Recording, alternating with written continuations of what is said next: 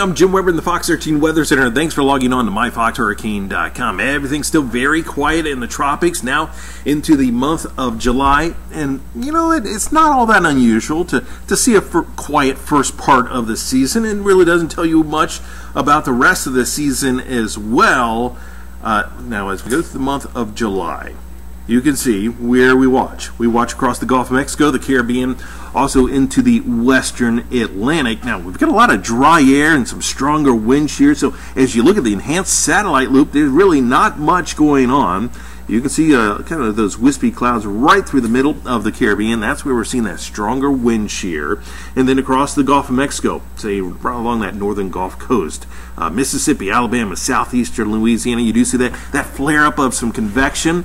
It's actually part of a small area low pressure that is kind of drifting on towards the west. Really no signs of anything trying to develop with that. And there you see the water vapor imagery, a lot of dry air still across portions of the Gulf of Mexico, the Caribbean.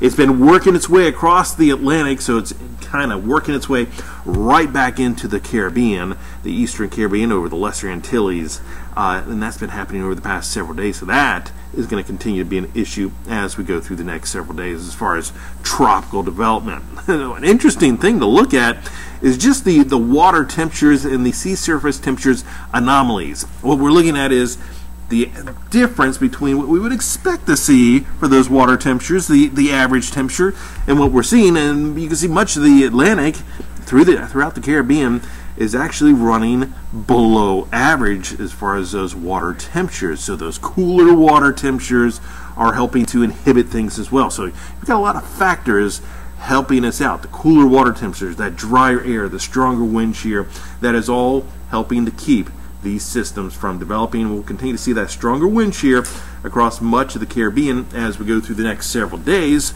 So things look like they're going to stay quiet. Of course, we'll keep you updated right here on myfoxhurricane.com.